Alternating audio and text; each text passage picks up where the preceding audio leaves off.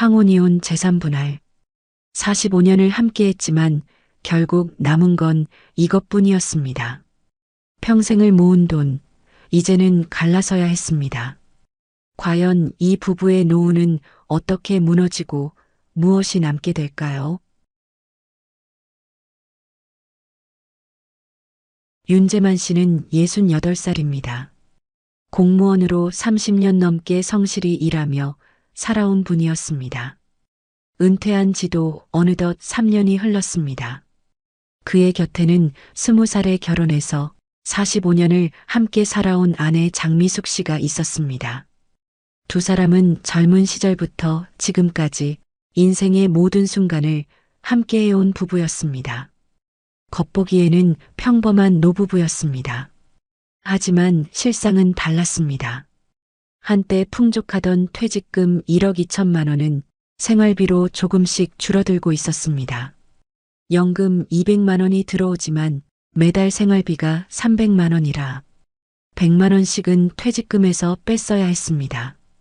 그렇게 계산해 보니 10년도 지나지 않아 퇴직금이 바닥날 상황이었습니다. 아이들은 각자 가정을 꾸려 떠난 뒤였습니다. 첫째 아들은 서울에서 직장 생활을, 둘째 딸은 부산에서 자영업을, 막내 아들은 해외로 나가버렸습니다.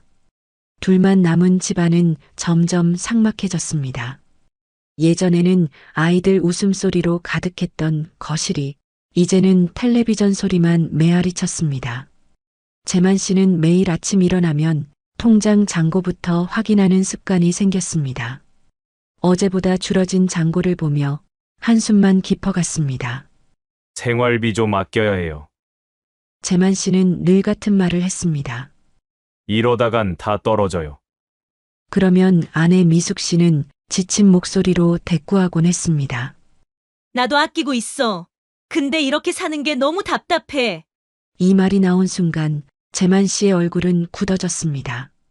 45년을 함께 살아온 부부 사이에 처음으로 깊은 균열이 시작되었습니다. 미숙 씨는 더 이상 참을 수 없다는 듯 방으로 들어가 버렸습니다. 재만 씨는 혼자 거실에 앉아서 멍하니 천장만 바라보았습니다. 내가 뭘 잘못했지? 평생 가족을 위해 일만 했는데 그런 생각들이 머릿속을 맴돌았습니다. 사실 재만 씨는 몰랐습니다. 아내가 얼마나 오랫동안 혼자서 모든 것을 감당해 왔는지를. 새 아이를 키우며 시부모님까지 모시느라 자신의 꿈은 접어둔 채 살아온 45년. 그 시간의 무게를 말입니다. 퇴직 후 집에만 있는 남편을 보며 미숙 씨는 문득 깨달았습니다. 내 인생은 언제 시작되는 거지? 그날 밤부터 두 사람은 서로 다른 방에서 잠들기 시작했습니다. 45년간 함께 누워온 침대가 이제는 너무 좁게 느껴졌습니다. 아침에도 저녁에도 예전 같은 대화는 사라졌습니다. 필요한 말만 주고받을 뿐 마음을 나누는 대화는 없었습니다. 재만 씨는 혼자 산책을 나가며 이게 정말 내 인생인가 하는 생각을 했습니다. 공무원으로 성실히 일하고 가족을 위해 모든 것을 바쳤는데 노후는 이렇게 외롭고 쓸쓸할 줄 몰랐습니다. 미숙 씨 역시 혼자만의 시간이 길어지자 지난 45년을 되돌아보게 되었습니다. 젊었을 때 꿈꾸던 것들, 하고 싶었지만 하지 못한 것들이 하나둘씩 떠올랐습니다. 그날 이후 둘 사이의 균열은 걷잡을 수 없을 만큼 커져갔습니다. 45년간 함께 쌓아온 추억들조차 이제는 무겁기만 한 짐처럼 느껴졌습니다. 결국 이혼이라는 단어가 두 사람 사이에 처음으로 오르내리기 시작했습니다. 한때 서로에게 전부였던 부부가 이제는 가장 멀고 낯선 사이가 되어버린 것입니다. 결국 이혼 이야기는 현실이 되었습니다. 두 사람은 상담 끝에 법정을 찾게 되었습니다. 45년간 함께 쌓아온 모든 것을 이제는 법의 잣대로 나눠야 했습니다. 윤재만 씨는 당연히 생각했습니다. 내가 번 돈은 내 것이라고 말입니다.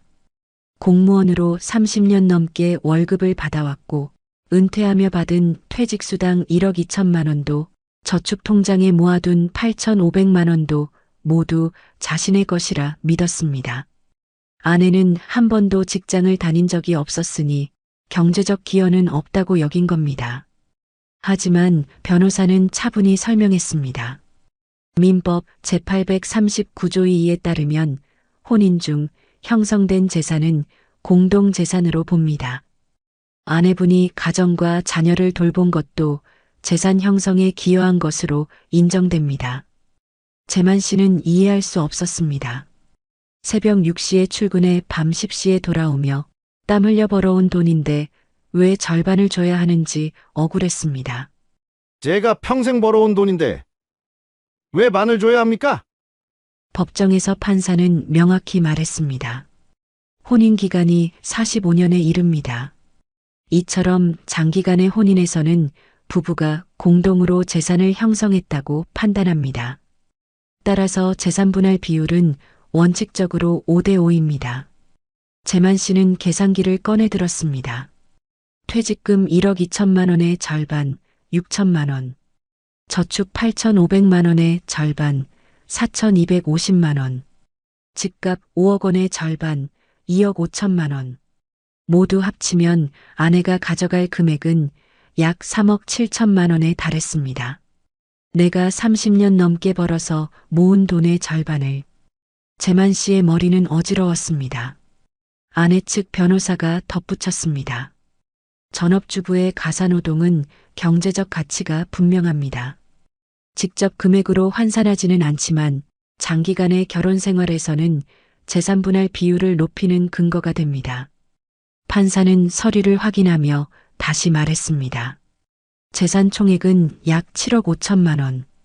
혼인 전 형성한 재산이 거의 없으니 분할 대상은 대부분 혼인 중 형성된 것으로 봅니다. 결국 아내 장미숙 씨가 가져갈 몫은 약 3억 7천만 원으로 확정되었습니다. 윤재만 씨가 평생 성실히 일해 모은 돈의 절반이었습니다. 평생 벌어온 게 결국 반토막이라니 허무하구나.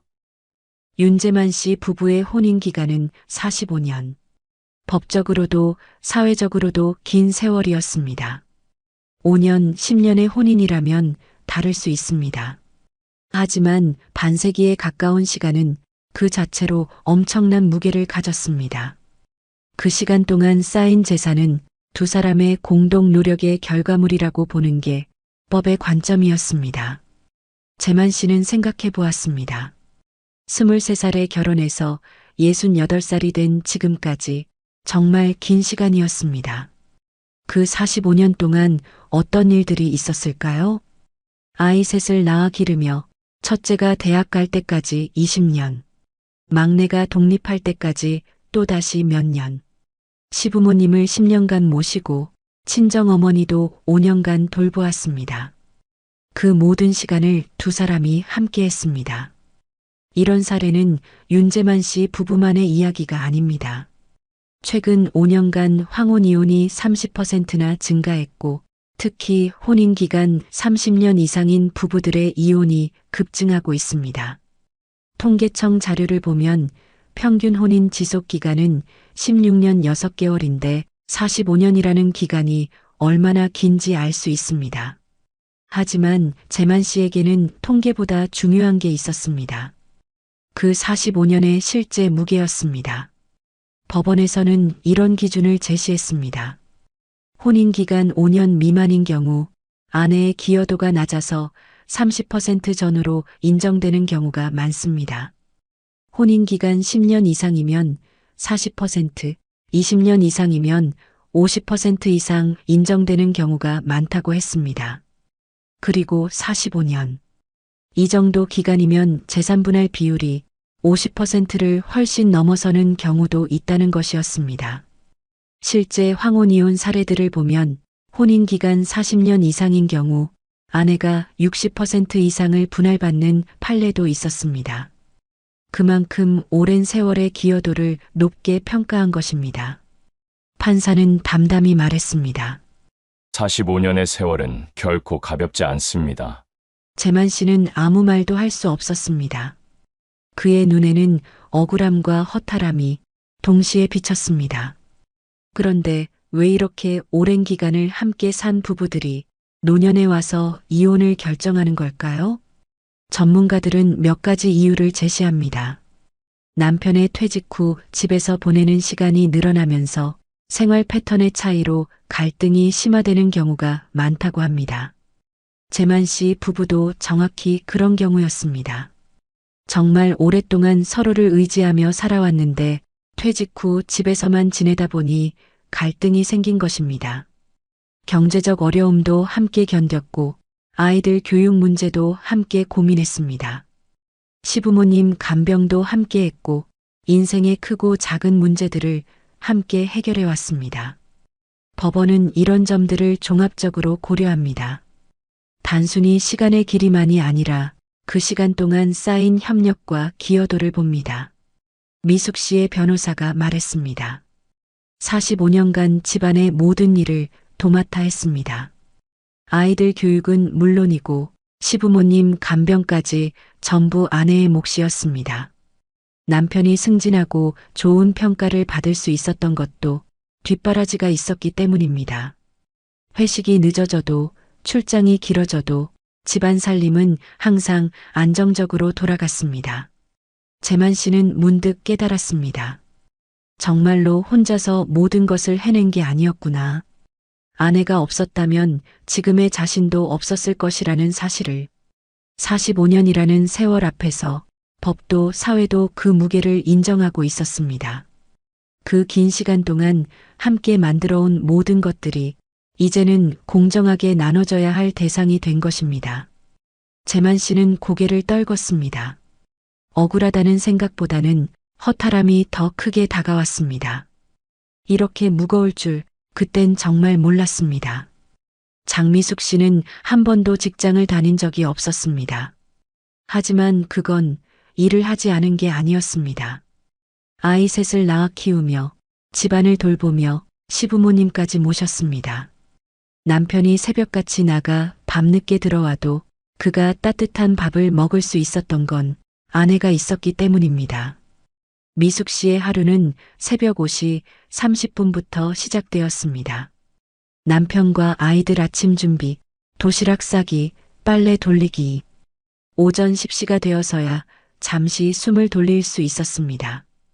오후에는 아이들 학교 일로 바쁜 하루였습니다. 학부모 상담, 준비물 챙기기, 학원 픽업까지. 저녁 준비는 또 다른 전쟁이었습니다. 아이들이 대학을 가고 직장을 얻고 가정을 꾸릴 수 있었던 것도 아내의 손길이 있었기 때문이었습니다. 시부모 치매 간병 5년, 밤마다 깨서 돌본 시간. 그건 돈으로도 말로도 설명할 수 없는 노동이었습니다. 법원은 이를 분명히 인정했습니다. 가사노동 또한 경제적 기여입니다. 전업주부의 역할은 결코 가볍지 않습니다. 변호사가 구체적으로 설명했습니다. 최저임금으로만 단순 계산해도 45년간 수억 원에 이릅니다.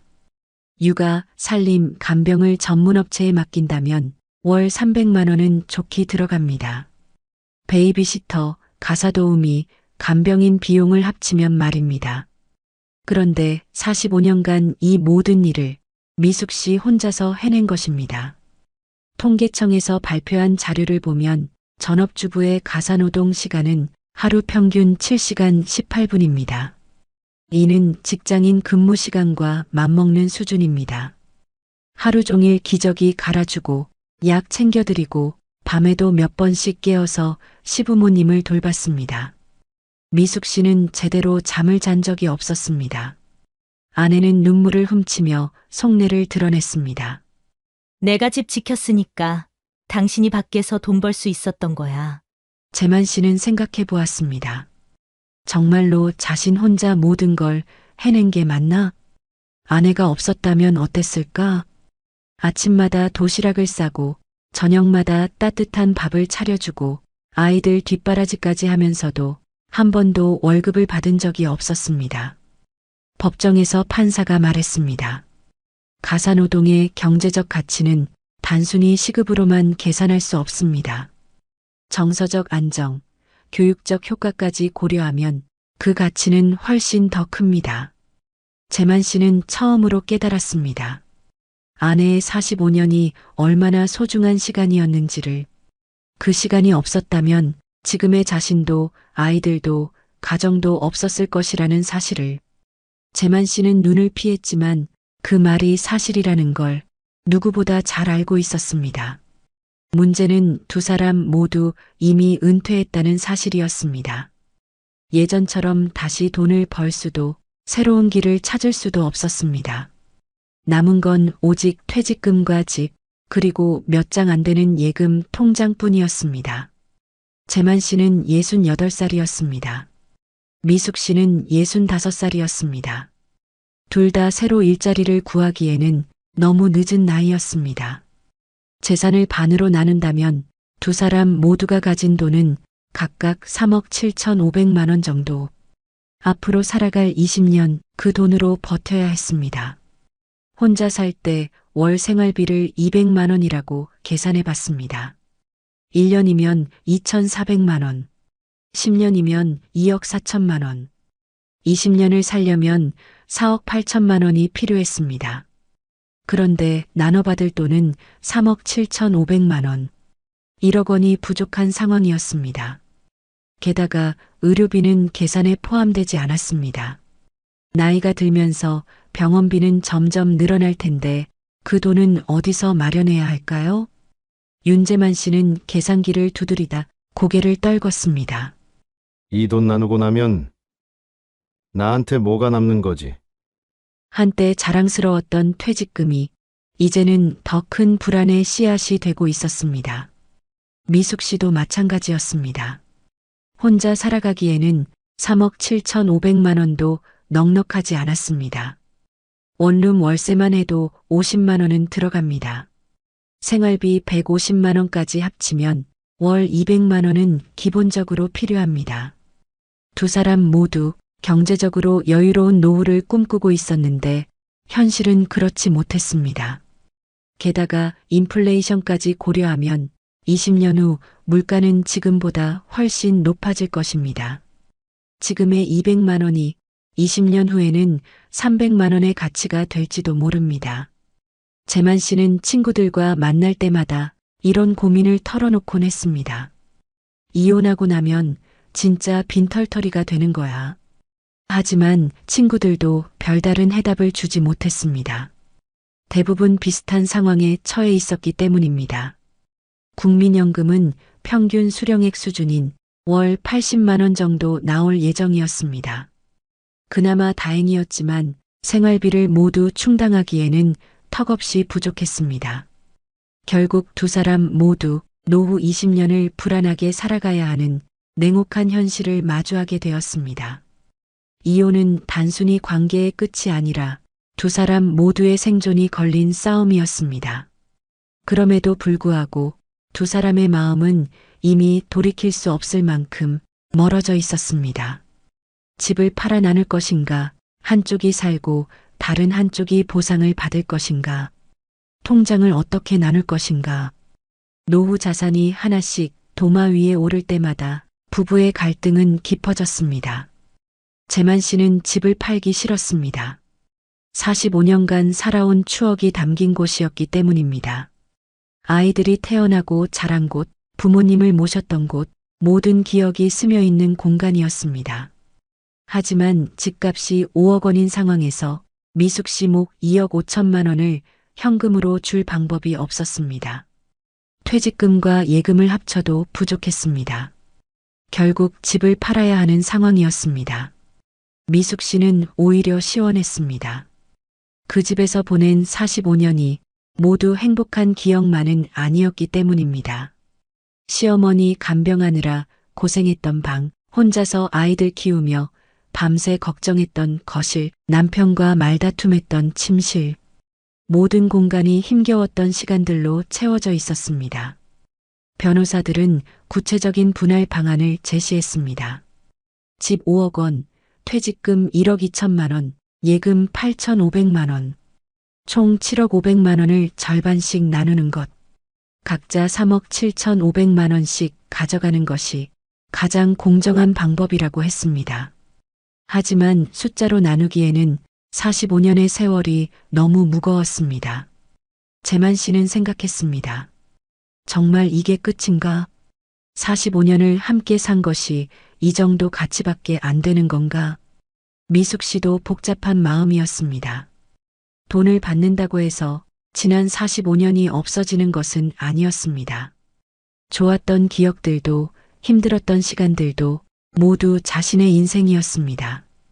돈보다 더 무거운 것은 45년간 함께한 세월과 추억이었습니다.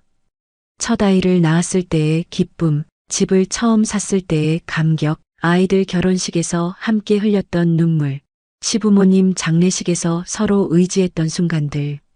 그 모든 것들이 이제는 법정에서 숫자로 계산되고 있었습니다.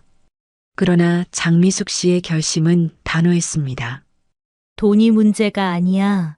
이제 내 인생을 살고 싶어. 그 말은 재만 씨의 마음을 무너뜨렸습니다. 함께 쌓아온 세월조차 이제는 의미가 없는 듯 했습니다. 재만 씨는 마지막으로 물었습니다.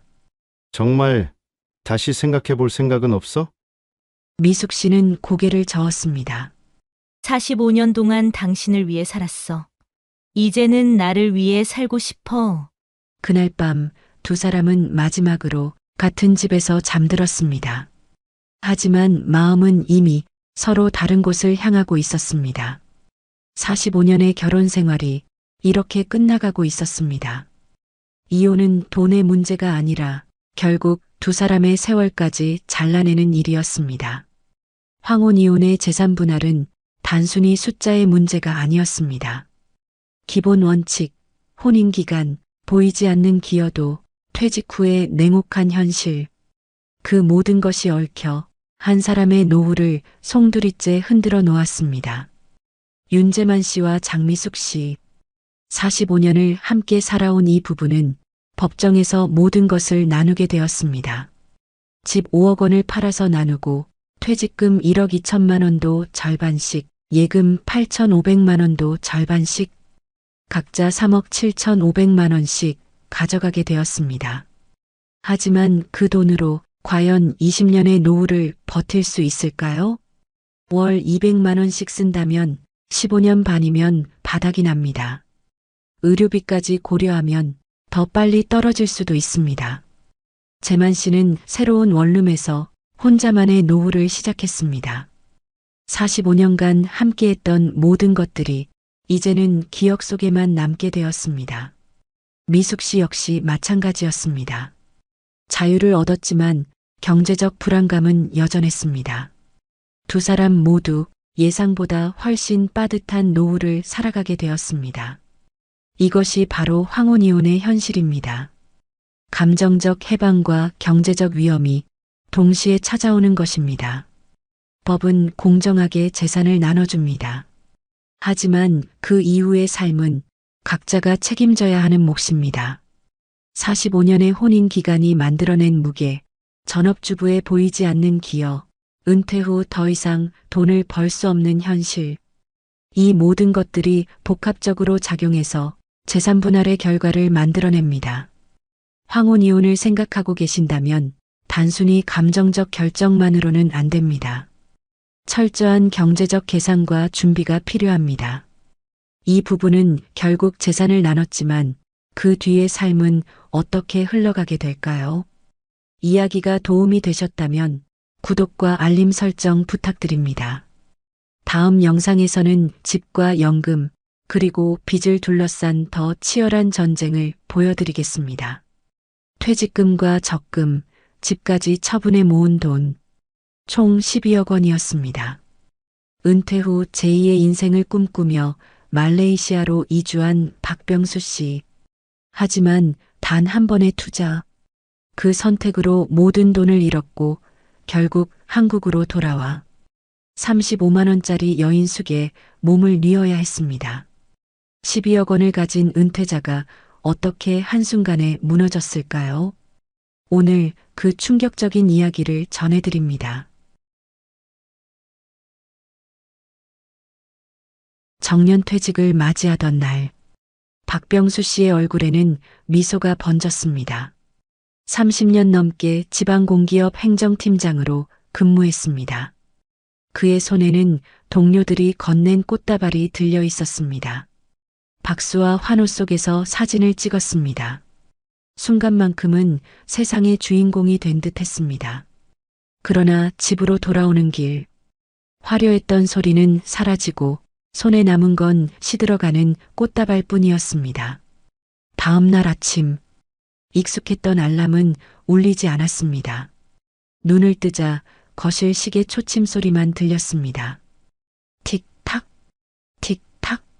그 소리가 가슴을 두드렸습니다. 30년 동안 반복된 출근길이 사라진 자리, 낯선 정적이 거실을 가득 채웠습니다. 식탁 위에는 된장국과 달걀말이가 놓여 있었습니다. 그러나 숟가락을 드는 손끝은 무겁기만 했습니다. 그는 속으로 중얼거렸습니다. 오늘 하루 나는 무엇을 해야 하지? 박병수 씨의 자산은 약 12억 원이었습니다. 퇴직금, 적금, 전세보증금을 합친 금액입니다. 겉보기에 든든했지만 계산기는 냉정했습니다. 생활비 300만 원, 1년에 3,600만 원, 10년이면 3억 6천만 원, 30년이면 10억 원이 넘습니다. 여기에 전기세, 관리비, 병원비까지 더해진다면 12억 원은 결코 여유롭지 않았습니다. 마트에 들렀을 때도 불안감은 커졌습니다. 파 한 단 3,900원, 두부 한 모 4,000원. 예전엔 대수롭지 않던 숫자들이 이제는 예리한 칼날처럼 다가왔습니다. 계산대를 지나며 깊은 한숨이 흘러나왔습니다. 이 돈도 결국 금방 줄어들겠구나. 퇴직은 자유일 거라 믿었습니다. 그러나 현실은 달랐습니다. 시간은 많아졌지만 그 시간을 어떻게 채워야 할지 몰랐습니다. 무엇보다 돈에 대한 불안감이 그의 마음을 조금씩 잠식해 갔습니다. 불 꺼진 거실에 홀로 앉아있던 그는 손에 남은 꽃다발을 내려다보았습니다. 그리고 속으로 생각했습니다. 퇴직은 끝이 아니라 이제 진짜 전쟁의 시작일지도 모르겠다. 어느 날 박병수 씨는 유튜브 영상을 보게 됐습니다. 화면에는 화려한 자막이 번쩍였습니다. 말레이시아 한 달 생활비 120만 원. 저렴한 렌트, 풍족한 생활. 영상 속에는 푸른 바다와 고급 콘도가 나왔습니다. 길거리 음식은 단돈 몇천 원. 마치 새로운 낙원처럼 보였습니다. 그날 이후 박병수 씨의 머릿속에는 말레이시아라는 두 글자가 지워지지 않았습니다. 그는 아내와 함께 짧은 체험 여행을 준비했습니다. 그는 그렇게 마음을 굳혔습니다. 쿠알라룸푸르 공항에 도착하자 뜨거운 공기와 이국적인 향기가 몰려왔습니다. 택시 창밖으로는 야자수가 줄지어 서 있었습니다. 첫날 들른 현지 시장에서 박병수 씨는 놀랐습니다. 과일 한 봉지가 2,000원, 닭고기 한 마리 7,000원 남짓, 한국의 절반에도 못 미치는 가격이었습니다. 작은 식당에서 국수 한 그릇을 시켰습니다. 가격은 2,500원. 맛은 낯설었지만 지갑은 가볍지 않았습니다. 부동산을 찾아가 월세를 확인했습니다.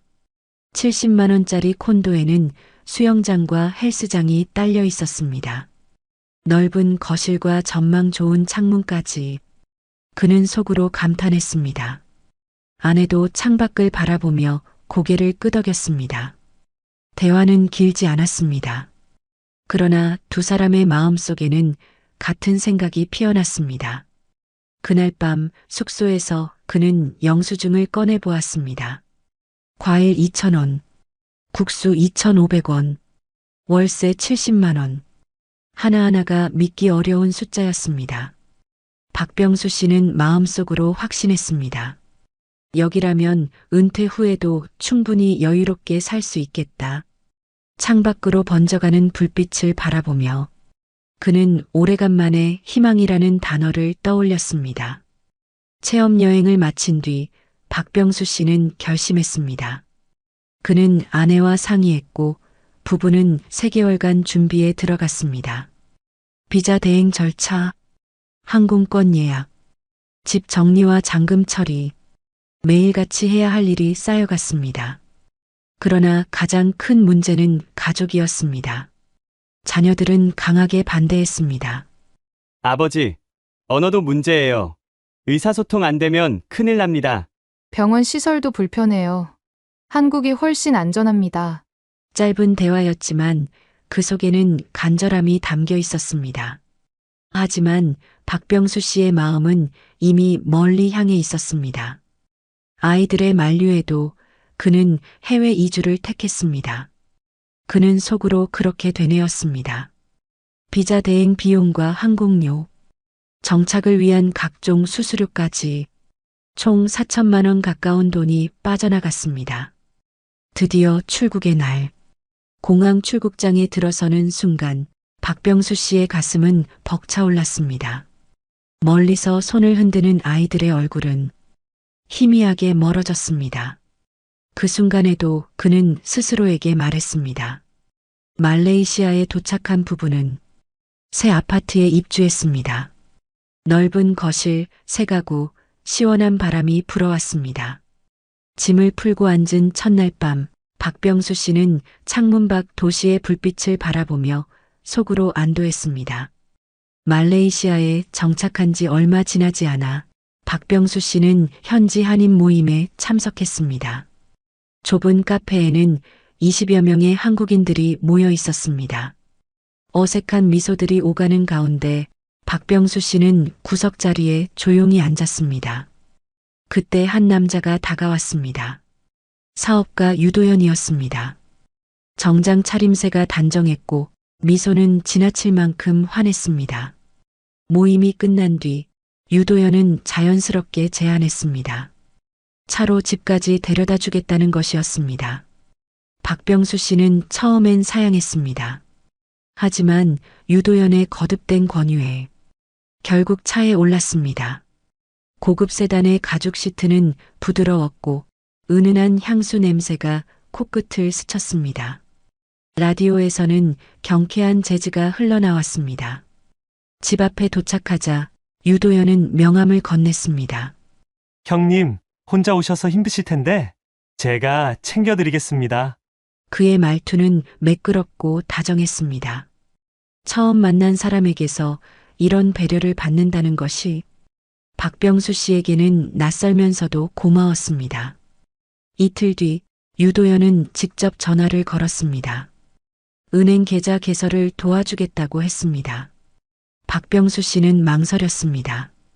너무 친절한 것이 부담스럽기도 했습니다. 하지만 언어가 통하지 않는 상황에서 누군가의 도움은 절실했습니다. 다음 날 오전 유도현의 차가 아파트 앞에 도착했습니다. 조수석에는 젊은 여성이 앉아 있었습니다. 유도현은 리아를 소개했습니다. 리아는 공손하게 인사를 했습니다. 영어와 한국어를 자유롭게 구사했고 미소는 언제나 상냥했습니다.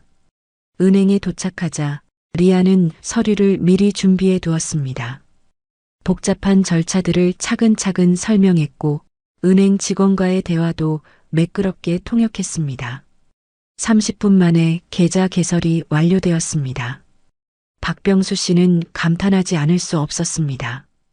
혼자였다면 반나절은 걸렸을 일이었습니다.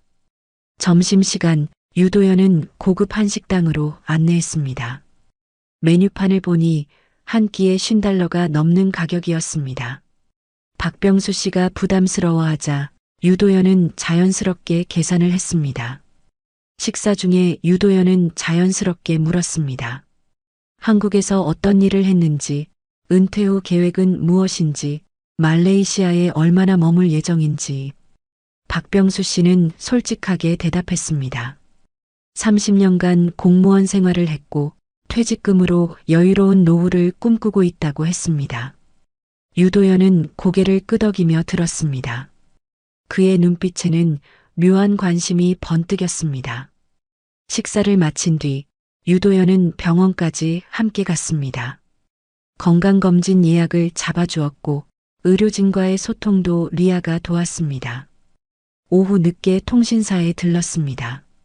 휴대폰 개통 절차도 복잡했지만 리아의 도움으로 간단히 해결되었습니다. 하루 종일 이어진 친절에 박병수 씨는 고마움과 동시에 의구심을 느꼈습니다. 왜 이렇게까지 도와주는 걸까?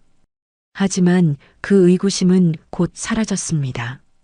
낯선 땅에서 누군가의 도움만큼 소중한 것은 없었기 때문입니다. 집 앞에서 차를 내리며 박병수 씨는 진심으로 감사 인사를 전했습니다. 유도연은 겸손하게 웃으며 답했습니다. 그날 밤 박병수 씨는 아내에게 말했습니다. 오늘 하루 있었던 일들을 차근차근 설명했습니다. 아내는 조용히 듣다가 걱정스러워했습니다.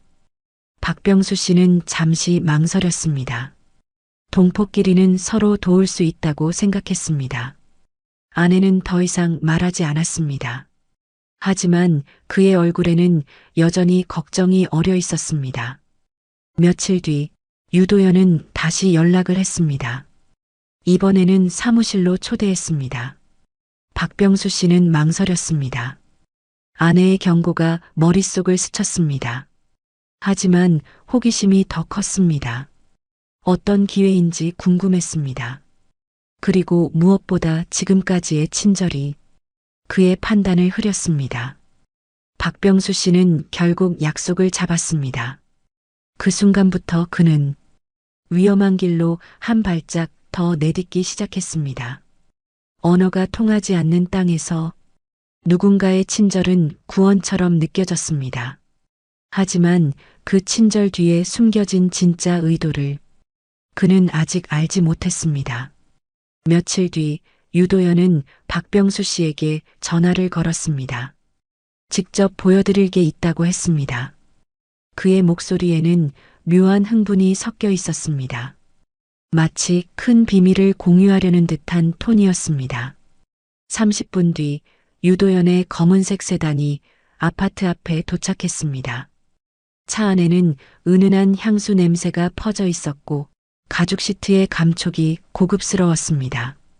차가 도시를 벗어나 외곽으로 향할수록 박병수 씨의 마음에는 묘한 설렘이 피어올랐습니다.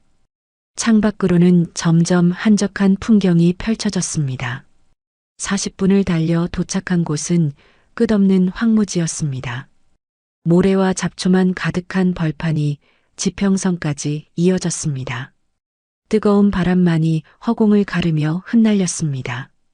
박병수 씨는 차에서 내려 주변을 둘러보았습니다. 어디를 봐도 개발의 흔적은 찾을 수 없었습니다. 오래된 간판 몇 개만이 덩그러니 서 있을 뿐이었습니다. 여기에 무언가가 들어설 수 있을까? 그는 속으로 의구심을 품었습니다. 그 순간 유도연은 고급스러운 태블릿을 꺼냈습니다. 화면을 켜자 3D 조감도가 펼쳐졌습니다. 컬러풀한 그래픽이 눈길을 사로잡았습니다. 넓은 도로가 격자 모양으로 뻗어 있었고 그 사이로 현대적인 상가들이 줄지어 서 있었습니다. 고층 빌딩 사이에는 푸른 공원이 조성돼 있었습니다. 유리 벽면을 가진 대형 쇼핑몰이 중앙에 자리했고 그 주변으로는 고급 주거단지가 배치돼 있었습니다. 마치 미래 도시의 청사진 같았습니다. 유도연은 화면을 확대하며 설명을 시작했습니다. 2년 후면 이곳이 상업지구로 변한다고 했습니다. 투자하면 배당과 거주 비자까지 해결된다고 했습니다. 박병수 씨는 태블릿 화면에 빨려 들어갔습니다. 황량한 현실과 화려한 청사진 사이의 간극이 컸지만 그래픽의 완성도는 의심할 여지가 없어 보였습니다. 옆에 서 있던 리아가 서류 뭉치를 꺼냈습니다. 두껍고 정교하게 제작된 투자 설명서였습니다. 표지에는 정부 기관의 로고가 선명하게 인쇄돼 있었습니다. 첫 페이지를 넘기자 승인 도장이 빼곡했습니다. 빨간 인주가 선명한 원형 도장들이 줄지어 있었습니다. 복잡한 영어와 말레이어로 가득한 공문서 형태였습니다. 박병수 씨는 서류를 한 장씩 넘겨보았습니다. 이해할 수 없는 외국어가 대부분이었지만 공식 문서의 체계와 형식은 완벽해 보였습니다. 특히 마지막 페이지의 큰 도장이 인상적이었습니다. 금박으로 테두리를 두른 원형 인장이었고 그 안에는 복잡한 문양과 글자가 새겨져 있었습니다. 리아가 몇 개의 핵심 부분을 번역해 주었습니다. 정부 승인 완료, 환경 영향 평가 통과, 건설 허가 발급 예정 등의 내용이었습니다.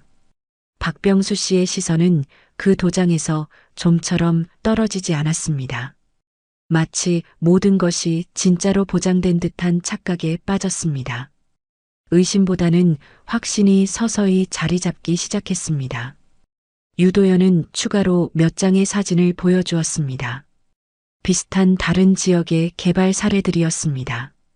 3년 전 황무지였던 곳이 지금은 번화가가 된 모습이었습니다. 이곳도 똑같은 과정을 거칠 겁니다. 유도연의 목소리에는 확신이 가득했습니다. 박병수 씨는 다시 주변을 둘러보았습니다. 여전히 황량한 벌판이었지만 이제는 다르게 보이기 시작했습니다. 머릿속에는 이미 화려한 상업지구가 그려지고 있었습니다. 사람들로 북적이는 거리, 화려한 네온사인, 활기찬 쇼핑몰과 카페들의 모습이 선명했습니다. 그는 자신도 모르게 그 일부가 되고 싶다는 욕망을 느꼈습니다. 투자만 하면 그 꿈 같은 미래를 소유할 수 있다는 생각이 가슴속을 서서히 파고들었습니다. 리아가 마지막으로 수익률표를 보여주었습니다. 1년차 15%, 2년차 25%, 3년차 40%의 배당금이 깔끔한 그래프로 정리돼 있었습니다. 은행 금리가 고작 3%인 현실과 비교하면 엄청난 수익률이었습니다. 박병수 씨의 계산기가 머릿속에서 돌아갔습니다. 10억 원을 투자하면 1년에 1억 5천만 원, 3년이면 원금의 80%를 배당금으로 받는 셈이었습니다. 게다가 원금은 그대로 남아있다는 조건이었습니다. 황무지 위에 서 있었지만 그의 상상 속에는 이미 화려한 미래가 펼쳐져 있었습니다. 현실과 환상 사이의 경계가 흐려지기 시작했습니다. 집으로 돌아오는 차 안에서 박병수 씨는 창밖으로 스쳐 지나가는 풍경을 바라보았습니다. 아직도 허허벌판의 이미지가 눈앞에 아른거렸지만 그 위에 덧씌워진 청사진이 더 선명하게 떠올랐습니다. 유도연은 마지막으로 한마디를 덧붙였습니다. 기회는 많지 않습니다. 조만간 결정해 주시면 좋겠어요. 그 말이 박병수 씨의 마음을 더욱 재촉했습니다. 늦으면 기회를 놓칠 수도 있다는 조급함이 피어올랐습니다. 그날 밤 그는 깊은 잠에 들지 못했습니다. 뒤척이며 천장을 바라보았습니다. 머릿속에서는 수익률 계산이 끝없이 반복됐습니다. 이 정도 기회라면 잡아야 하지 않을까? 그의 마음은 조금씩 한쪽으로 기울기 시작했습니다. 위험한 선택을 향해 한 발짝씩 다가가고 있었습니다. 집으로 돌아온 저녁, 박병수 씨는 현관문을 열며 깊은 한숨을 내쉬었습니다. 하루 종일 머릿속을 맴돌던 청사진이 아직도 선명했습니다. 아내는 거실에서 뜨개질을 하고 있었습니다. 그녀는 박병수 씨의 얼굴을 보자마자 무언가 달라졌음을 느꼈습니다. 평소보다 들뜬 표정이었고 걸음걸이도 가벼웠습니다. 그의 옷깃에서 낯선 향이 났습니다. 익숙하지 않은 고급 향수 냄새였습니다. 차 안의 가죽 시트와 에어컨 냄새도 섞여 있었습니다. 아내는 뜨개질을 멈추고 조용히 걱정을 표했습니다. 짧은 대사였지만 그 속에는 깊은 걱정이 담겨 있었습니다. 결혼 30년 동안 쌓인 직감이 경고하고 있었습니다. 박병수 씨는 순간 아무 말도 하지 못했습니다. 아내의 예리한 시선이 불편했습니다. 하지만 곧 마음을 다잡고 소파에 앉았습니다. 그는 그동안 감춰두었던 계획을 털어놓기로 했습니다.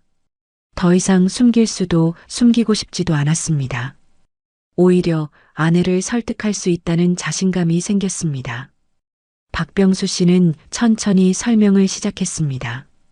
도시 외곽의 광활한 땅 이야기부터 꺼냈습니다. 지금은 황무지지만 2년 후면 상업지구가 된다고 했습니다. 아내는 뜨개질 바늘을 내려놓고 귀를 기울였습니다. 표정은 점점 굳어져 갔지만 끝까지 들었습니다. 그는 태블릿으로 본 3D 조감도에 대해서도 말했습니다. 현대적인 쇼핑몰과 고층 빌딩들, 넓은 도로와 아름다운 공원까지 마치 꿈 같은 미래 도시의 모습이었다고 했습니다. 정부 승인 서류 이야기도 빠뜨리지 않았습니다. 빨간 도장이 가득한 공식 문서들, 환경평가 통과, 건설 허가 예정 등 모든 절차가 완료됐다는 내용이었습니다. 아내의 얼굴은 점점 어두워졌습니다. 하지만 박병수 씨는 계속 말을 이어갔습니다. 수익률 표까지 자세히 설명했습니다. 그는 수익률에 대해 흥미진진하게 설명했습니다. 계산기를 꺼내 구체적인 숫자까지 보여주었습니다. 10억 원 투자하면 1년에 1억 5천만 원. 생활비 3년치가 배당금으로 나온다고 강조했습니다. 마지막으로 그는 가장 중요한 부분을 말했습니다. 투자 증명서만 있으면 장기 거주 비자도 쉽게 받을 수 있다고 했습니다. 더 이상 비자 걱정 없이 말레이시아에서 살 수 있다는 것이었습니다. 아내는 한동안 말이 없었습니다. 뜨개질 바늘을 만지작거리며 깊이 생각에 잠겼습니다. 거실의 시계 소리만이 정막을 가르고 있었습니다. 오랜 침묵 끝에 아내가 입을 열었습니다. 목소리는 떨렸지만 단호했습니다. 그녀는 강하게 반대 의사를 표명했습니다. 30년 넘게 모은 퇴직금을 한순간에 잃을 수 있다고 했습니다. 아내의 목소리는 점점 높아졌습니다. 평생 들어본 적 없을 만큼 격한 어조였습니다. 황무지 개발과 외국 서류를 의심했습니다. 그런 사기가 얼마나 많은지 걱정했습니다. 박병수 씨는 당황했습니다. 아내가 이렇게 강하게 반대할 줄은 몰랐습니다. 오히려 좋은 기회라고 칭찬해 줄 거라 생각했습니다. 아내는 유도연의 친절을 의심했습니다. 공짜 친절이 제일 비싸다고 경고했습니다. 아내의 말에는 날카로운 통찰이 있었습니다. 30년 인생 경험이 주는 직관이었습니다. 하지만 박병수 씨의 마음은 이미 한쪽으로 기울어 있었습니다. 유도연의 자신감 있는 태도가 계속 떠올랐습니다. 리아가 보여준 정교한 서류들도 머릿속을 맴돌았습니다. 무엇보다 화려한 상업지구의 환상이 그를 사로잡고 있었습니다. 황량한 현실보다 아름다운 청사진이 더 진짜 같았습니다. 박병수 씨는 아내를 설득하려 노력했습니다. 기회를 놓치면 후회할 거라고 강조했습니다. 하지만 아내의 표정은 더욱 굳어졌습니다. 다른 사람들의 투자와 자신들을 구분해야 한다고 했습니다. 아내의 반박은 논리적이었습니다. 하지만 박병수 씨에게는 들리지 않았습니다. 그날 밤 부부는 서로 다른 침묵 속에 잠들었습니다. 아내는 걱정으로 뒤척였고 박병수 씨는 투자 계획으로 머리가 복잡했습니다. 새벽 2시 박병수 씨는 잠에서 깼습니다. 옆에서 자는 아내의 고른 숨소리가 들렸습니다. 그는 조용히 일어나 거실로 나갔습니다. 어둠 속에서 그는 깊이 생각했습니다. 아내의 경고와 자신의 확신 사이에서 고민했습니다. 하지만 결론은 이미 정해져 있었습니다. 그는 스스로를 합리화하며 결심을 굳혔습니다. 아내가 너무 보수적이라고 생각했습니다. 기회를 보는 눈이 부족하다고 판단했습니다. 위험한 선택을 향한 마지막 브레이크마저 서서히 풀어지고 있었습니다. 창밖으로는 말레이시아의 밤하늘이 펼쳐져 있었습니다. 별들이 반짝이고 있었지만 그의 눈에는 보이지 않았습니다. 오직 머릿속에는 10억 원이라는 숫자와 40%라는 수익률만이 맴돌고 있었습니다. 며칠 뒤 박병수 씨는 드디어 결정을 내렸습니다. 아침부터 마음은 무거웠습니다. 그러나 손에는 이미 인감 도장과 서류 봉투가 들려 있었습니다. 거울 앞에서 그는 넥타이를 메었습니다. 30년 공직 생활 중 가장 중요한 계약 같다고 생각했습니다. 떨리는 손으로 정장 단추를 채웠습니다. 침실 문 앞에 선 아내가 그를 바라보았습니다. 말은 없었지만 눈빛에는 깊은 걱정이 어려 있었습니다. 현관문을 나서며 뒤돌아보자 아내는 여전히 같은 자리에 서 있었습니다. 마지막까지 붙잡고 싶다는 마음이 읽혔습니다. 택시를 타고 유도연의 사무실로 향했습니다. 교통은 막혔지만 마음은 더 조급했습니다. 창밖 풍경은 빠르게 스쳐갔지만 눈은 초점 없이 흔들렸습니다. 빌딩 앞에 도착했습니다. 30층 고층 건물의 15층. 엘리베이터가 올라가는 동안 심장 박동은 점점 빨라졌습니다. 문이 열리자 시원한 에어컨 바람이 스쳤습니다. 하지만 이마에는 알 수 없는 땀이 맺혔습니다. 유도현과 리아가 환하게 맞이했습니다. 정장 차림의 두 사람은 전문가처럼 보였습니다. 회의 테이블 위에는 두터운 계약서가 놓여 있었습니다. 30여 페이지에 달하는 분량, 각종 도장과 서명란이 선명했습니다. 첫 페이지에는 투자 조건이 상세히 적혀 있었습니다. 10억 원 투자, 3년간 배당 보장, 거주 비자 발급 지원. 박병수 씨는 한 장 한 장 읽어보려 했습니다. 그러나 대부분은 영어와 말레이어. 리아가 곁에서 핵심만 짧게 번역해 주었습니다. 5페이지째에서 수익률 조항이 눈에 들어왔습니다. 1년차 15%, 2년차 25%, 3년차 40%. 숫자를 보는 순간 그의 가슴이 뛰었습니다. 10페이지 근처에는 정부 승인 관련 서류가 있었습니다. 환경부, 건설부, 경제부. 빨간 도장이 빼곡히 찍혀 있었습니다. 공신력이 있어 보였습니다. 20페이지쯤 작은 글씨의 위험 고지 조항도 있었습니다. 그러나 리아는 대수롭지 않다는 듯 넘겼습니다. 마지막 페이지. 서명란과 인감날인 칸이 눈에 들어왔습니다. 목에서 침이 꿀꺽 넘어갔습니다. 유도연이 금빛 펜촉에 만년필을 건넸습니다. 손끝이 잠시 떨렸습니다. 아내의 얼굴이 떠올랐습니다. 그러나 곧 화려한 상업지구의 청사진이 그것을 덮었습니다. 30초의 망설임 끝에 그는 펜을 들었습니다. 또박또박 이름을 적고 인감 도장을 꾹 눌렀습니다. 빨간 인주가 선명히 번졌습니다. 돌이킬 수 없는 지점을 넘어섰습니다. 이제 송금만 남았습니다. 휴대폰 뱅킹 앱을 켰습니다. 화면에 표시된 금액은 10억 원.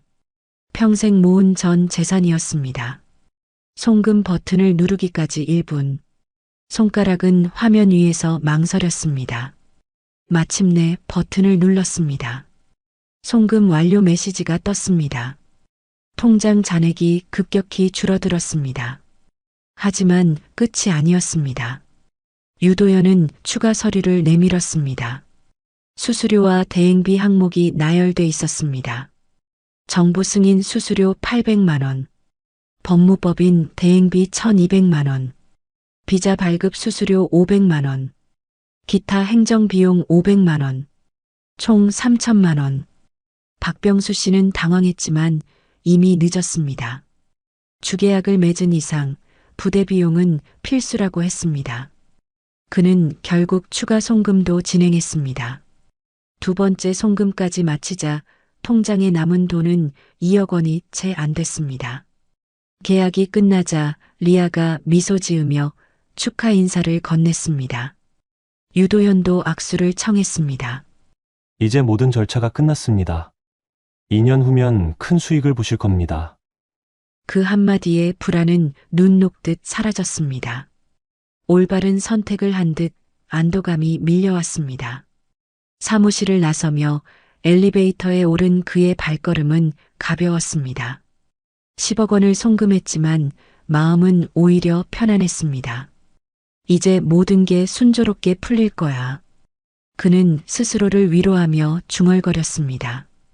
택시 창밖으로 말레이시아 거리가 흘러갔습니다. 2년 후 이 모든 것이 자신의 투자로 더 발전할 거라 믿었습니다. 그러나 그가 보지 못한 것이 있었습니다. 바로 이 순간이 파국의 문을 여는 시작이라는 사실. 집에 돌아와 현관문을 열었을 때 아내가 거실에서 기다리고 있었습니다. 그녀의 표정만으로도 모든 것을 짐작할 수 있었습니다. 박병수 씨는 억지로 웃으며 말했습니다. 이제 기다리기만 하면 돼. 그러나 아내의 얼굴은 더 어두워졌습니다. 거실에는 무거운 정적만이 흘렀습니다.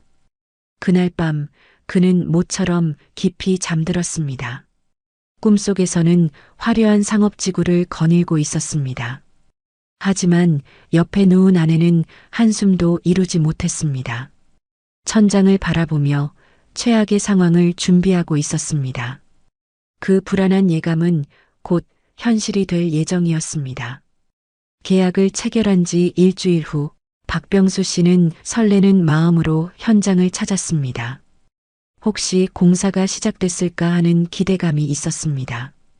하지만 현장은 여전히 황량했습니다. 넓은 벌판에는 바람만 불고 있었습니다. 표지판 하나조차 새로 설치되지 않았습니다. 그는 스스로를 위로했습니다. 아직 일주일밖에 안 됐으니까 당연하다고 생각했습니다.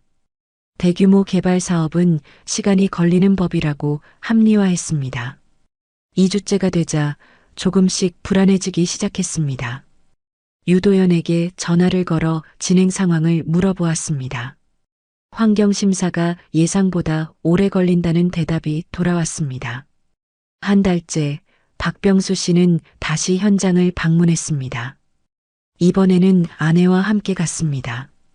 혹시 자신이 놓친 변화가 있을까 싶었습니다. 현장에 도착한 아내는 한숨을 내쉬었습니다. 한 달 전과 완전히 똑같은 모습이었습니다. 잡초만 조금 더 자란 것 말고는 변화가 없었습니다. 정말 여기에 뭔가 지어질까요? 아내의 목소리에는 의심이 가득했습니다. 박병수 씨는 답변을 피했습니다. 대신 유도연에게 다시 연락해보겠다고 했습니다. 하지만 속으로는 점점 불안감이 커지고 있었습니다. 6주째 유도연에게서 연락이 왔습니다. 환경부의 추가 심사 수수료가 필요하다고 했습니다. 800만 원을 더 입금해달라는 요청이었습니다. 박병수 씨는 당황했습니다. 계약서에는 그런 내용이 없었습니다. 하지만 유도연은 예상치 못한 행정 절차라고 설명했습니다. 고민 끝에 800만 원을 추가로 송금했습니다. 이미 10억 원을 투자한 상황에서 800만 원 때문에 전체를 포기할 수는 없다고 생각했습니다. 2개월째에 접어들자 더 이상 참을 수 없었습니다. 박병수 씨는 유도연의 사무실로 직접 찾아갔습니다. 명확한 답변을 듣고 싶었습니다. 사무실에 도착하니 분위기가 이상했습니다. 리셉션 데스크에는 아무도 없었습니다. 복도는 을씨년스럽게 조용했습니다. 유도연의 사무실 문을 두드렸지만 응답이 없었습니다. 문손잡이를 돌려보니 잠겨 있지 않았습니다. 조심스럽게 문을 열고 들어가 보았습니다. 사무실 내부는 텅 비어 있었습니다. 며칠 전까지 있던 책상과 의자가 모두 사라졌습니다. 벽에 걸렸던 인증서들도 흔적도 없이 없어졌습니다. 바닥에는 커피 얼룩과 종이 조각들만 남아 있었습니다. 창문 블라인드는 반쯤 내려져 있었고 먼지가 햇빛에 날리고 있었습니다. 박병수 씨는 그 자리에 멍하니 서 있었습니다. 현실을 받아들이기가 어려웠습니다. 꿈을 꾸고 있는 것 같은 기분이었습니다. 급하게 리아의 휴대폰으로 전화를 걸었습니다. 하지만 전화는 연결되지 않았습니다. 현재 사용할 수 없는 번호입니다라는 안내만 들렸습니다. 유도연의 번호도 마찬가지였습니다. 어제까지 통화가 됐던 번호가 갑자기 불통이 되었습니다. 모든 연락처가 한순간에 차단된 것이었습니다. 빌딩 관리사무소에 문의해 보았습니다.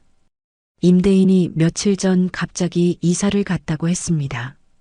임대료도 밀린 채로 야반도주했다는 설명이었습니다. 박병수 씨는 다리에 힘이 풀렸습니다.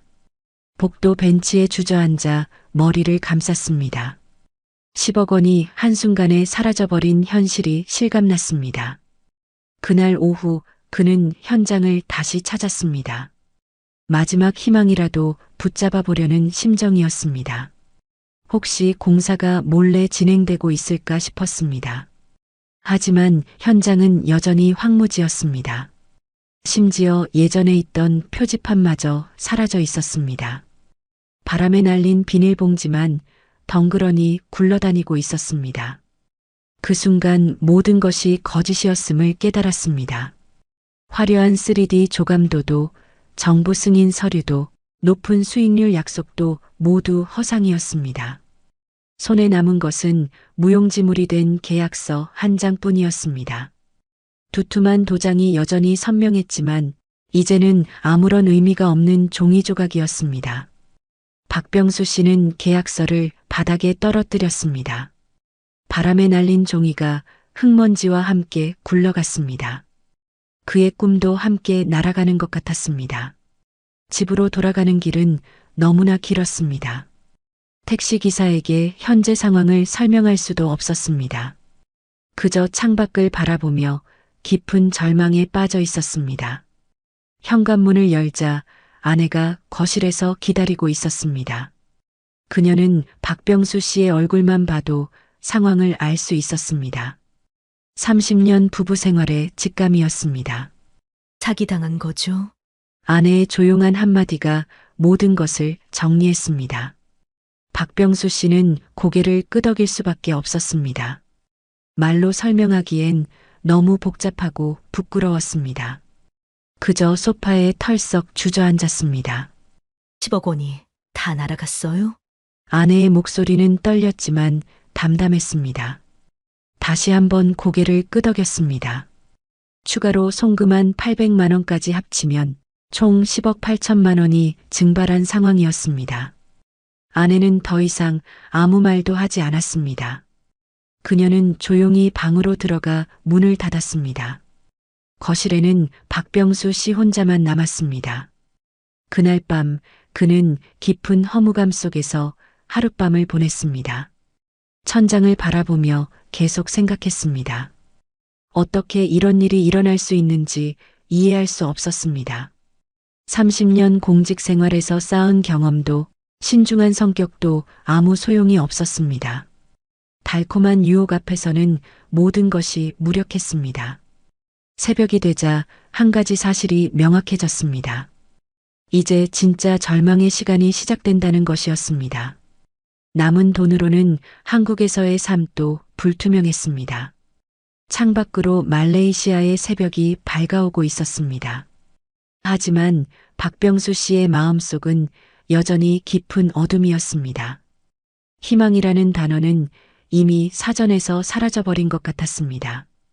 사기 사실을 확인한 첫날 밤, 박병수 씨는 거실 소파에서 움직이지 못했습니다. 시간이 멈춘 것 같았습니다. 현실이 믿어지지 않았습니다.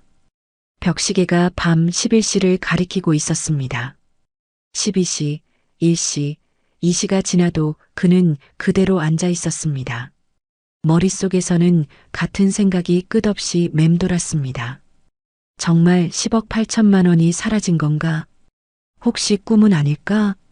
내가 뭔가 잘못 본 건 아닐까? 휴대폰을 꺼내 은행 앱을 다시 열어보았습니다. 통장 잔액은 여전히 1억 2천만 원이었습니다. 송금 내역을 확인했습니다. 10억 원, 3천만 원, 800만 원. 모든 기록이 선명하게 남아 있었습니다. 유도연의 번호로 다시 전화를 걸어보았습니다. 현재 사용할 수 없는 번호입니다. 똑같은 안내 멘트만 반복됐습니다. 리아의 번호도 사무실 번호도 마찬가지였습니다. 모든 연락처가 완전히 차단된 상태였습니다. 그제야 사기라는 현실이 조금씩 실감나기 시작했습니다. 새벽 4시가 되어서야 박병수 씨는 잠자리로 향했습니다. 하지만 잠은 오지 않았습니다. 눈을 감으면 유도연의 환한 미소가 떠올랐습니다. 리아가 보여준 화려한 청사진도 선명했습니다. 어떻게 그렇게 완벽하게 속일 수 있지? 나는 왜 의심하지 못했을까? 아내의 경고를 왜 듣지 않았을까? 후회와 자책이 파도처럼 밀려왔습니다. 베개에 얼굴을 묻고 한참을 울었습니다. 30년 넘게 흘리지 않았던 눈물이었습니다. 둘째 날 아침, 박병수 씨는 거울을 보고 놀랐습니다. 하룻밤 사이에 10년은 늙어 보였습니다. 눈가에는 깊은 주름이 패여 있었습니다. 아침을 차려놓은 아내 앞에서도 말이 없었습니다. 숟가락을 들었다가 내려놓기를 반복했습니다. 목구멍으로 아무것도 넘어가지 않았습니다. 아내는 애타면서도 조심스러운 목소리로 뭐라도 먹어보라고 권했습니다. 박병수 씨는 고개만 저었습니다. 입을 열면 울음이 터질 것 같았습니다. 차라리 침묵이 나았습니다. 오전 내내 그는 현장을 다시 찾았습니다. 혹시 공사가 시작됐을까 하는 마지막 희망 때문이었습니다. 하지만 여전히 황무지였습니다. 벌판 한가운데 서서 하늘을 올려다보았습니다. 구름 한 점 없는 맑은 하늘이었습니다. 그 하늘이 원망스러웠습니다. 왜 이렇게 맑은 거야? 내 기분처럼 비라도 와야 하는 거 아니야? 점심때가 되어도 식욕이 없었습니다. 오후에는 은행을 찾아갔습니다. 송금 취소가 가능한지 물어보려고 했습니다. 은행 직원은 고개를 저었습니다. 이미 상대방이 출금한 상태입니다. 취소는 불가능해요. 그 말을 듣는 순간 다리에 힘이 풀렸습니다. 은행 로비 의자에 주저앉았습니다. 정말 끝났구나. 셋째 날, 박병수 씨는 분노의 시간을 맞았습니다. 더 이상 슬픔이 아니라 화가 치밀었습니다. 이 자식들이 평생 욕을 하지 않던 그의 입에서 거친 말이 나왔습니다. 거실을 서성거리며 주먹을 꽉 쥐었습니다. 유도현과 리아의 얼굴이 떠오를 때마다 때려주고 싶은 충동이 일었습니다. 계약서를 꺼내 찢어버리고 싶었습니다. 하지만 그것마저도 증거라고 생각해 참았습니다. 대신 벽을 주먹으로 쳤습니다. 아프지도 않네. 정신적 고통이 너무 커서 육체적 고통은 느껴지지 않았습니다. 오후에는 인터넷으로 비슷한 사기 사례들을 찾아봤습니다. 수십 개의 글이 검색됐습니다. 말레이시아 부동산 사기, 해외 투자 사기 등등. 나만 당한 게 아니구나. 그 사실이 위로가 되기보다는 더 화가 났습니다. 그럼 왜 더 조심하지 못했지? 댓글을 하나씩 읽어봤습니다. 어떻게 그런 뻔한 사기에 당하냐? 요즘 세상에 그런 고수익이 어디 있냐? 상식적으로 생각해봐도 익명의 비난들이 가슴을 찔렀습니다. 다른 사람들 눈에는 정말 바보 같아 보이는 선택이었습니다. 부끄러움과 분노가 뒤섞였습니다. 넷째 날부터는 체념의 시간이 시작됐습니다. 분노도 지쳐버렸습니다. 그저 멍하니 천장만 바라보며 누워 있었습니다. 이제 어떻게 살지? 남은 1억으로 뭘 할 수 있지? 아내에게 뭐라고 말하지? 생각할수록 막막했습니다. 은퇴 후 30년을 버틸 돈이 필요했는데 이제 3년도 버티기 어려운 상황이 됐습니다. 아내는 말없이 그 곁을 지켰습니다. 따뜻한 차를 내어주기도 하고 조용히 어깨를 만져주기도 했습니다. 미안해. 박병수 씨가 겨우 꺼낸 첫 마디였습니다. 아내는 지금은 미안하다는 말할 때가 아니라고 했습니다. 어떻게 할지 생각해야 한다며 단단한 목소리로 말했습니다. 5째 날 저녁, 박병수 씨는 마침내 현실을 받아들이기 시작했습니다. 울어도 화를 내도 후회해도 사라진 돈은 돌아오지 않는다는 사실을 거실에 앉아 계산기를 꺼냈습니다. 남은 돈 1억 2천만 원. 말레이시아에서의 생활비를 계산해 봤습니다. 월 생활비 200만 원으로 잡으면 5년, 150만 원으로 줄이면 6년 8개월. 그 이후는 완전히 빈털터리가 됩니다. 한국으로 돌아가야겠다. 그는 마침내 결론을 내렸습니다. 아내는 고개를 끄덕였습니다. 그게 맞는 것 같아요. 여기 있으면 계속 상처만 받을 거예요.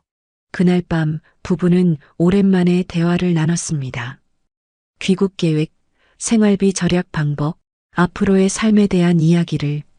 여전히 절망적이었지만 적어도 현실을 받아들일 준비는 됐습니다. 이제 진짜 새로운 시작을 해야 했습니다. 6일째 아침, 박병수 씨는 일어나 세수를 했습니다. 며칠 만에 제대로 한 세수였습니다.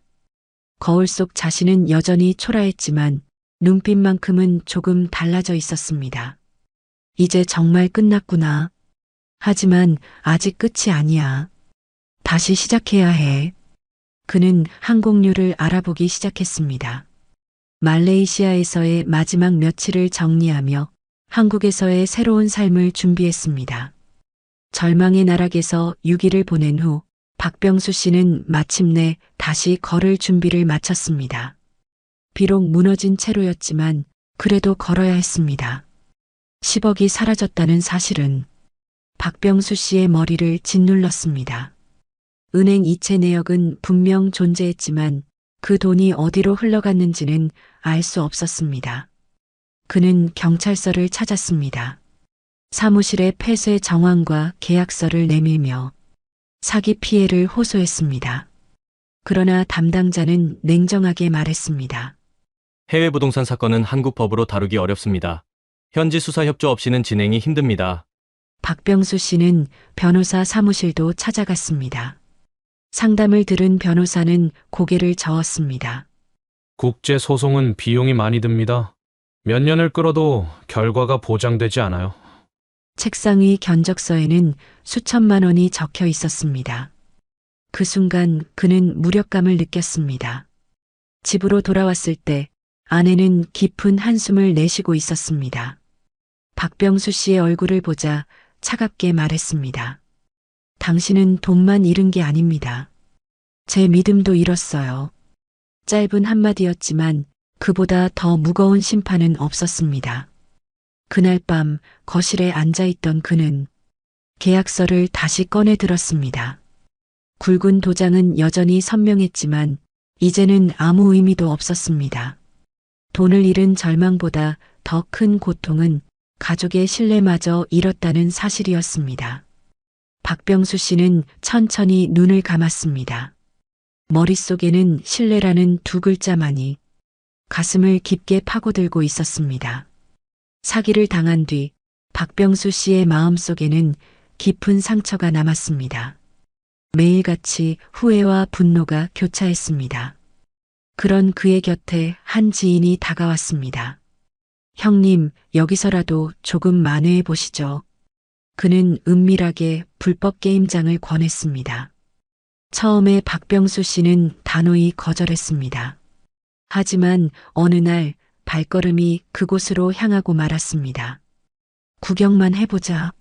스스로를 합리화하며 문을 열었습니다. 실내는 화려한 조명과 소음으로 가득했습니다. 화면 위 숫자들이 쉴 새 없이 바뀌고 사람들의 환호와 탄식이 뒤섞였습니다. 처음엔 그냥 앉아 지켜보았습니다. 그러다 작은 베팅을 해보았습니다. 그리고 뜻밖에도 승리를 거두었습니다. 작은 금액이었지만 그 순간 그의 가슴은 크게 요동쳤습니다. 혹시 여기서 잃은 돈을 되찾을 수 있지 않을까? 그러나 본전을 찾겠다는 집착은 곧 더 큰 구멍을 만들었습니다. 처음엔 수백만 원, 곧 수천만 원이 사라졌습니다. 게임장에 앉아 있을 때마다 그의 얼굴은 점점 초췌해졌습니다. 눈빛은 흔들렸고 손끝은 떨렸습니다. 결국 그는 수억을 잃었습니다. 마지막으로 남은 4억마저 증발했습니다. 손에 쥔 것은 고작 커피 한 잔뿐이었습니다. 그날 밤 바닷가 벤치에 앉아 그는 깊은 어둠 속에서 홀로 중얼거렸습니다. 무료 커피 한 잔 결국 4억짜리였구나. 바다의 파도 소리만이 그의 한숨을 삼켜주고 있었습니다. 은행 앱을 열었을 때 박병수 씨의 눈에 들어온 숫자는 단 한 줄이었습니다. 통장 잔액 4,200원. 그 순간 그는 더 이상 숨을 쉴 수 없을 만큼 답답했습니다. 아이들에게 전화를 걸었습니다. 머뭇거리며 조심스럽게 말을 꺼냈습니다. 아빠가 지금 좀 힘들다. 혹시 조금만 도와줄 수 있겠니? 그러나 돌아온 대답은 차가웠습니다. 아버지, 저희도 버티기 힘들어요. 죄송하지만 지금은 도와드릴 수 없습니다. 짧은 말이었지만 그 말 속에는 단호함이 담겨 있었습니다. 그날 밤 아내는 깊은 한숨을 내쉬었습니다. 이대로는 돌아갈 수도 없다며 결국 친정에 손을 벌렸습니다. 그렇게 모은 돈으로 겨우 편도 항공권 2장을 마련할 수 있었습니다. 돌아가는 길조차 스스로 해결할 수 없었던 현실. 그 사실이 박병수 씨의 가슴을 무겁게 짓눌렀습니다. 공항으로 향하는 택시 안. 두 사람은 한마디 말도 하지 못했습니다. 창밖의 풍경은 낯설게 스쳐갔고 가슴속에서는 수치심이 파도처럼 밀려왔습니다. 비행기에 오르자 아내의 눈가에서 눈물이 흘렀습니다. 박병수 씨는 그 눈물을 바라보며 아무 말도 할 수 없었습니다. 귀국길은 결코 가볍지 않았습니다. 그들의 짐은 무거운 캐리어가 아니라 무너져버린 삶의 잔해였습니다. 그날 두 사람은 눈물 속에서 조국의 땅을 다시 밟았습니다. 그러나 기다리고 있는 것은 희망이 아니라 냉혹한 현실뿐이었습니다. 비행기에서 내린 순간 박병수 씨는 깊은 숨을 들이마셨습니다. 익숙한 공기였지만 그 공기는 더 이상 따뜻하지 않았습니다. 한국에 돌아왔지만 갈 곳은 없었습니다. 그들이 머물 수 있었던 곳은 월세 35만 원짜리 여인숙 방 한 칸이 전부였습니다. 좁은 복도 끝, 낡은 형광등 불빛 아래 놓인 방. 바닥은 차갑고 벽지는 군데군데 뜯겨 있었습니다. 창문은 작았고 바람은 막지 못했습니다. 아내는 가방을 내려놓으며 조용히 말했습니다. 여기가 우리가 다시 시작할 곳이군요. 밤이 깊어갈수록 허무함은 더 커졌습니다. 침대에 누웠지만 잠은 오지 않았습니다. 천장에 달린 희미한 전등을 바라보며 박병수 씨는 자신에게 물었습니다. 어쩌다 이렇게까지 된 걸까? 예전 직장 동료들에게 전화를 걸어보았습니다. 그러나 받지 않거나 짧은 인사만 건넸습니다. 나중에 다시 연락드리겠습니다. 그 말은 끝내 현실이 되지 않았습니다. 한때는 함께 웃고 술잔을 기울이던 사람들이 지금은 모두 그의 곁을 떠났습니다. 그는 깊이 깨달았습니다. 돈이 있을 때는 사람이 모여들었지만 돈이 떨어지자 사람도 떨어져 나갔습니다. 돈이 떨어지면 사람도 떨어지는구나. 그는 마음속으로 그렇게 중얼거렸습니다. 그날 밤 여인숙의 어두운 천장 아래에서 박병수 씨는 오래도록 눈을 감지 못했습니다. 반지하보다 더 깊게 가라앉은 마음만이 그를 짓누르고 있었습니다. 귀국 후의 삶은 고단했습니다. 새벽마다 골목길에는 박병수 씨의 발자국 소리가 울렸습니다. 그는 낡은 손수레를 끌고 폐지를 주었습니다. 신문지, 박스, 빈캔 하나하나를 주워 담으며 이게 지금 내 일상이구나 스스로에게 되뇌었습니다. 밤이 되면 이번엔 아내의 차례였습니다. 작은 편의점에서 야간 근무를 섰습니다. 한밤중에 홀로 계산대를 지키는 아내의 뒷모습은 그의 마음을 더욱 무겁게 만들었습니다. 부부의 삶은 한없이 초라했지만 서로를 의지하기에 버틸 수 있었습니다. 아내는 돌아와 항상 짧게 말했습니다. 힘들어도 우린 같이 있잖아요. 그렇게 시간이 흘렀습니다. 6개월 뒤 그들은 조금의 희망을 찾을 수 있었습니다. 보증금 500만 원짜리 단칸방으로 옮길 수 있었습니다. 좁지만 창문이 있었고 흐릿한 햇살이 방 안으로 들어왔습니다. 그 빛은 마치 새로운 시작을 알리는 듯 했습니다.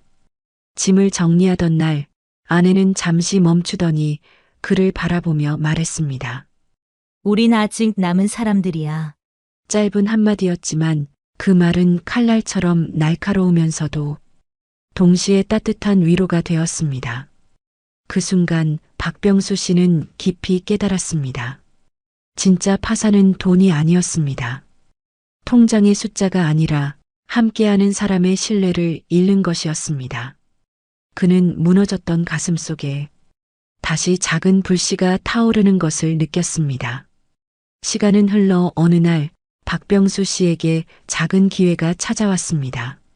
아파트 경비직 채용 공고였습니다. 그는 망설임 없이 지원했습니다. 며칠 뒤 합격 소식을 들었을 때 눈가가 붉어졌습니다. 이제 나도 다시 일어설 수 있구나. 아내 역시 주간 근무로 전환할 수 있었습니다. 밤마다 홀로 계산대를 지키던 생활에서 벗어나 낮에 함께 밥을 먹을 수 있게 된 것입니다. 부부는 여전히 넉넉하지 않았지만 이전과는 다른 안정감을 느끼기 시작했습니다. 박병수 씨는 스스로 3가지 원칙을 세웠습니다. 첫째, 투자 금지 1년. 아무리 좋은 제안이 와도 다시는 덤벼들지 않겠다는 다짐이었습니다. 둘째, 사기와 도박 유혹은 반드시 거절. 작은 친절에도 경계하고 무료라는 말에 흔들리지 않기로 했습니다. 셋째, 매주 가족과 20분 대화. 돈이 아닌 신뢰가 진짜 자산이라는 걸 이제는 누구보다 잘 알았기 때문입니다. 아침마다 근무복을 입고 경비실로 향할 때 그는 더 이상 부끄럽지 않았습니다. 작은 수입이었지만 그 안에는 땀과 정직이 담겨 있었습니다. 아내와 함께 밥상에 마주 앉아 짧게라도 웃을 수 있다는 사실이 무너졌던 마음을 조금씩 다시 세워주었습니다. 그의 삶은 아직 넉넉하지 않았습니다. 그러나 이제는 믿음을 회복하는 길 위에 서 있었습니다. 그리고 그 길 위에서 비로소 새로운 희망을 바라볼 수 있었습니다. 박병수 씨의 이야기는 특별한 한 사람의 실패담이 아닙니다. 은퇴 후 누구에게나 찾아올 수 있는 현실입니다. 넉넉하다고 믿었던 돈이 한순간의 선택으로 사라질 수도 있고 든든하다고 여겼던 인간관계가 돈 앞에서 무너질 수도 있습니다. 혹시 지금 달콤한 제안 앞에 서 계시다면 오늘의 이야기를 꼭 기억하시기 바랍니다. 진짜 자산은 돈이 아니라 끝까지 곁에 남아주는 사람과 신뢰라는 사실을요. 이 영상이 도움이 되셨다면 구독과 알림 설정으로 함께 해주시기 바랍니다.